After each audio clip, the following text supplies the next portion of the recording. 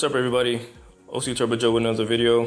This is primarily for the Perrin AOS or air oil separator for the 2015 WRX STI. And since there's no video on YouTube for this model or for this particular part, there's only Crawford and Grimspeed. I figured I'd make one for you guys. That way you guys have an option to choose which one you guys want. But it's mounted perfectly just like the 08 to 14 or GR models, GV. The only difference is the engine harness bracket, and that location is different, and I just deleted it completely. Whereas the Perrin instructions has you bending that bracket, and then I'm installing it upside down.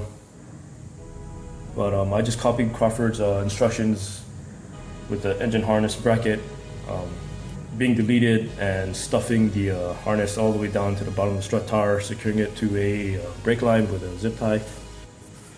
Here we go, we have the two valve cover ports here. I actually use just one because it makes it cleaner. There's not too many hoses running around here. But here we have the stock valve cover ports left and right, and it tees right here, and it goes to that one port over here on the top. I plugged that one up because I didn't need to use it, like I said earlier. This is the crankcase return from the breather port, the crankcase breather on the block, going back in here. So the gases, the blow-by gases or crank vent, they go in here, they coalesce, they spin, and there's two baffles. And in the inner last baffle, this intake hose goes in, sucks just blow-by gases and not oil, and go back into here. This is a PCV option here. This one retains the PCV. This is why I chose to buy this one. Crawford's, you delete the valve completely, and the Grimspeed you also keep it, but it's routed at the oil cap, which I didn't think was a bad idea to use. This also has a heater option, much like the Crawford, but it has its own plate to cool down there. You can see it's tapped from the throttle body lines instead of the turbo coolant lines with the the Crawford system. And this is the return. I covered it with a DEI heat sleeve because it passes right over the downpipe down there. And you want your drain back to that crankcase junction. You want your drain to be gravity fed, so you want this can to be higher than your block to allow it to drain back. And for this option, unlike the Crawford, you can open it up, service it, clean it, so you know how it looks inside. You can go ahead and take a look. The Grimspeed also has options to, of course you can take it out, you can take it all apart because it's right here. It's just pretty much a replacement oil cap. But I like this one, and Perrin also offers an O-ring if you were to rip the O-ring and replace it, if you were to do some servicing. But this is what it is right here. For this year, there's this sound creator tube, which some people don't like. I think it's cool, but there's also the option to delete it. All you gotta do is change this intake boot, remove this whole thing, and plug the port right there with the rubber plug. But one of the good reasons to use the AOS, I'm pretty sure you all know, or if you don't know, the stock system, the crankcase and the valve cover ports, instead of going into that thing, it plumbs back into the intake. So for here, it used to go this way to this check valve and plumb back here, and also the crank vent right here, it goes inside the boot, which I already plugged in. But all the vents, all the blow-by vents, all the blow-by, which is notoriously known for Subarus, is returned in the intake, and it goes in your turbo, your top mount, and your throttle body.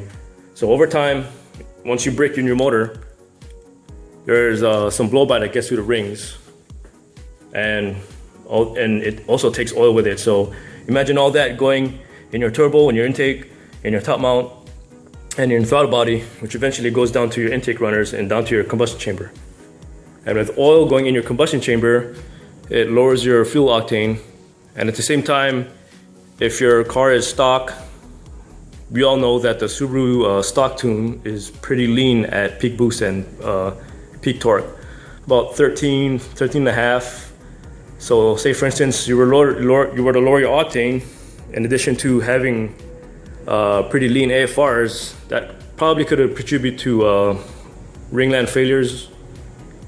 And on top of that, if you were to raise the boost, raise more power with the oil going in there, that, you know, that's a possibility for me to think about as to why, you know, motors blow in these cars so easily.